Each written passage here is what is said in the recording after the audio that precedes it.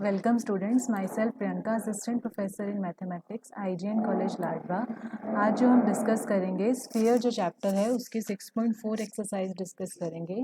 तो इसमें जो फर्स्ट कंसेप्ट है any sphere through a given circle, जो हमने 6.3 एक्सरसाइज की थी, हम लोगों ने उसमें एक स्फीयर और एक प्लेन की बात की थी और हमने ये देखा था कि जब एक प्लेन स्फीयर को कट करता है तो हमें एक सर्कल मिलता है। आज जो हम कंसेप्ट कर रहे हैं दैट इज़ अगर एक स्फीयर और प्लेन के कॉरस्पॉन्डिंग अगर हम स्फीयर और प्लेन की इंटरसेक्शन करते हैं तो वहाँ पर भी हमें एक सर्कल मिलता है।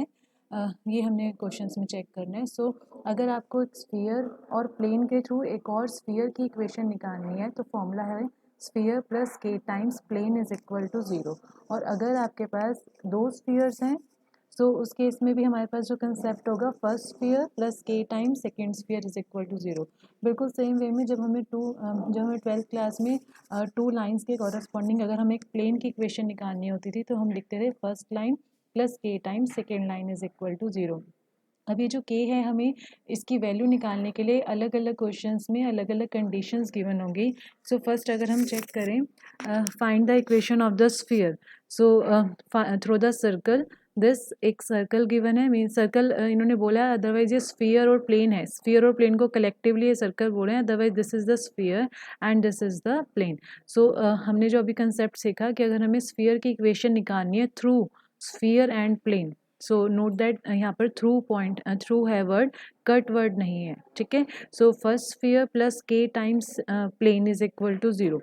सो sphere plus k times plane is equal to zero.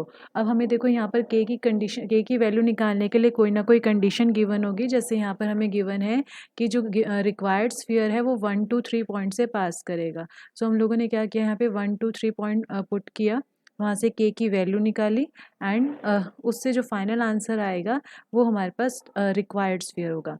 बिल्कुल सेम हमारा इसका सेकेंड पार्ट भी है। अब जैसे नेक्स्ट क्वेश्चन है find the equation of the sphere through the circle this and this.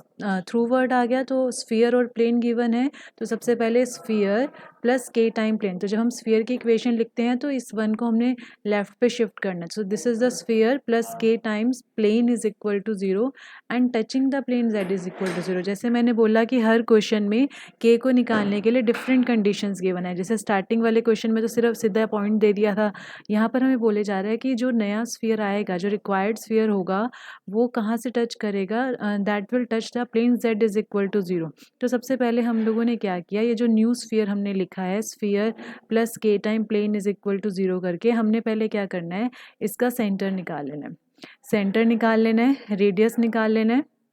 Since one touches the plane z is equal to zero, अब हमें जो कंडीशन गिवन है कि जो रिक्वायर्ड स्फीयर है वो plane z is equal to zero को touch करता है।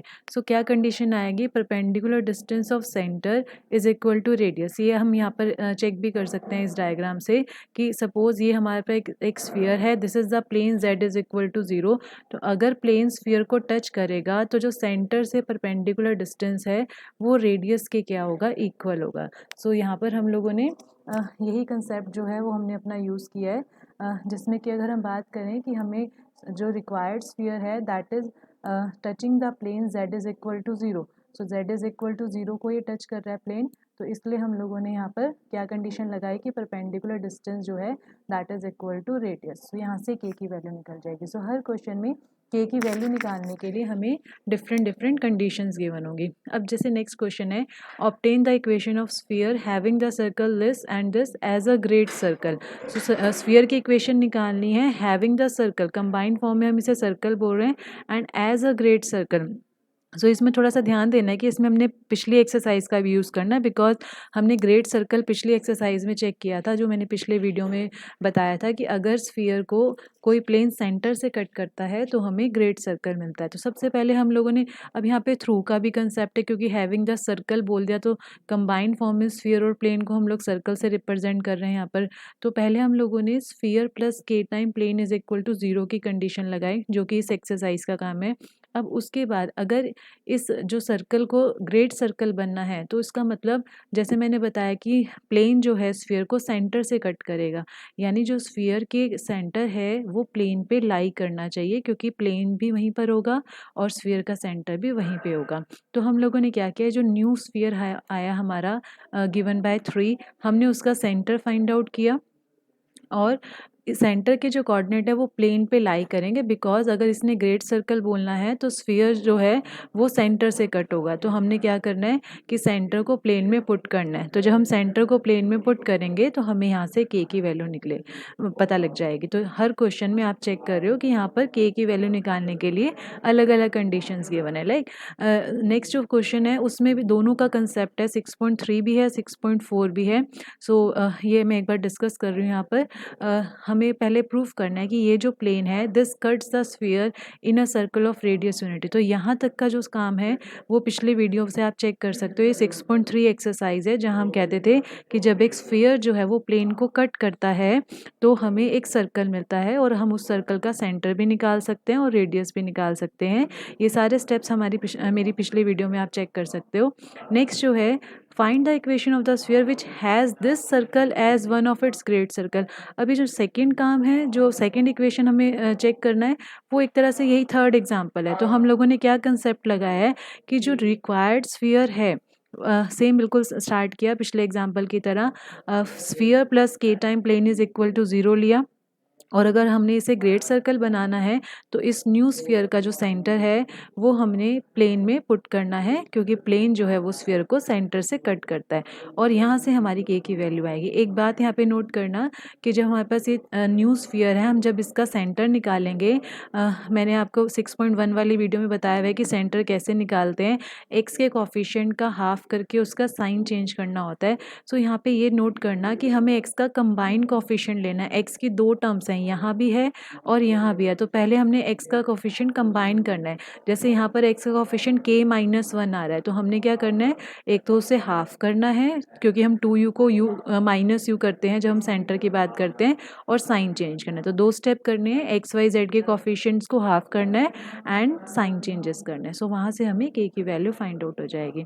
लास्ट जो क्वेश्चन है, prove that the circle this and this and this and this. So सबसे पहले first sphere and k time plane, तो यहाँ से एक स्फीयर आएगा, फिर second sphere plus k time plane, उससे सेकेंड स्फीयर आएगा। हमें प्रूव करना है कि they lie on the same sphere, क्योंकि हम कंबाइंड फॉर्म में से सर्कल बोल रहे हैं कि ये एक ही स्फीयर है, मीन्स सेम स्फीयर, मतलब इन दोनों फर्स्ट दोनों से जो इफेक्ट आएगा स्फीयर का, सेकेंड दोनों से जो इक्वेशन आएंगी स्फीयर की, वो दोनों हमारे पास सेम होनी चाहिए और हमें उनकी इक्वेशन भी निकालनी है। सो हमने पहले फर्स्ट इक्वेशन जो है, जो कि स्फीयर और प्लेन है, हमने उससे न्यू स्फीयर की इक्वेशन लिखी, जो कि है first sphere plus k times plane, जैसा कि हम इस एक्सरसाइज में कर रहे हैं। सेकंड जो है, अब सेकंड जो है स्फीयर और प्लेन, तो यहाँ पर आप एक बार अगर के ले लो तो दूसरी बार k1 लेना, क्योंकि ये कांस्टेंट अलग अलग आएंगे। तो पहले हमने फर्स्ट इक्वेशन का यूज़ किया, sphere plus k time plane is equal to 0। फिर सेकंड के लिए sphere plus k1 time plane is equal to 0। अब अगर ये दोनों जो हैं थर्ड एंड फोर्थ, अगर ये सेम स्फीयर हैं तो दैट मीन्स इनके एक्स वाई जेड के जो कोफिशिएंट्स हैं वो सेम होने चाहिए। सो नेक्स्ट स्टेप पे हम लोगों ने थर्ड और फोर्थ इक्वेशन के एक्स वाई जेड और कांस्टेंट टर्म्स जो हैं उन्हें कंपेयर किया। वहाँ से k और k1 की वैल्यू जो है वो आप किसी भी इक्वेशन को लेके सॉल्व कर सकते हैं। सो हमने पहले k की वैल्यू पुट करी, फिर k1 की वैल्यू पुट करी एंड उसे हमने चेक किया कि हमारे पास जो इक्वेशंस आई फाइनल वो सेम है। दैट मीन्स जो स्फीयर्स हैं they are both same. Thank you.